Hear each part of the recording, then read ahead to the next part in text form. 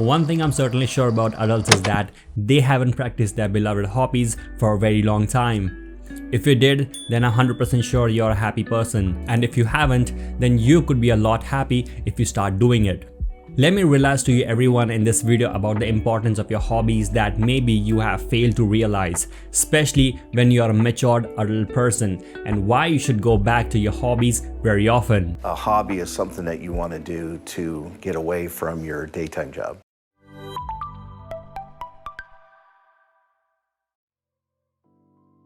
Think back when you started your hobbies in the first place. It wasn't for money, it wasn't an obligation, it wasn't a responsibility. You did it because you genuinely loved it. Whether it was painting, gaming, cycling, dancing, playing sports, cooking, whatever. These hobbies gave you a feeling that no other part of the life could.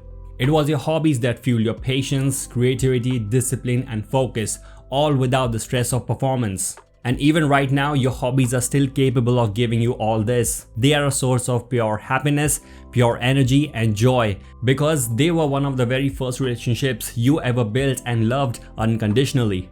But as we got older and got busy with our life and work, things changed. The easiest excuse we end up giving to ourselves is that I'm too tired, I don't have the time, I got important shit to do, and 99% of the time it's just that same old bullshit reason.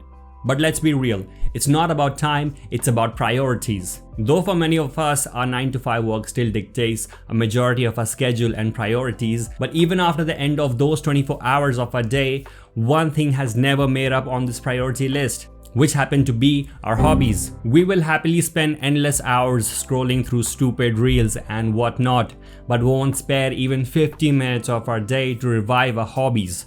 And I personally believe that practicing your hobbies is one of the best ways of taking care of yourself, both on physical and mental level. Now let's talk about regrets. Because here's what happens when we stop doing the things we love. We look back and wonder, what if? What if I had continued playing guitar? What if I had continued writing? What if I had kept painting, coding, or dancing? That what if feeling is real and it sucks, because deep down you will definitely feel that if you would have continued doing it, your life could have been way different than what it is today. And maybe it's not even about being better. Maybe it's just about not losing that part of ourselves. And by not practicing our hobbies, we are failing to attain that magic.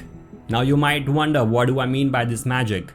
Well, with time, your approach towards your hobbies changes in a different way, as your perception changes with maturity. With age, you grow. You innovate and experiment with the artwork and create something so different and unique that can't be replicated. Like, a child's approach and perception towards a hobby would be way different than a matured person. And the way you approached your hobbies when you were a kid will be way different than how you approach when you're a matured person. This magical version of your hobbies with a dangerous level of proficiency can eventually provide a sense of independence from a dead-end repetitive job that maybe you don't like it in the first place. And this can offer alternative career paths.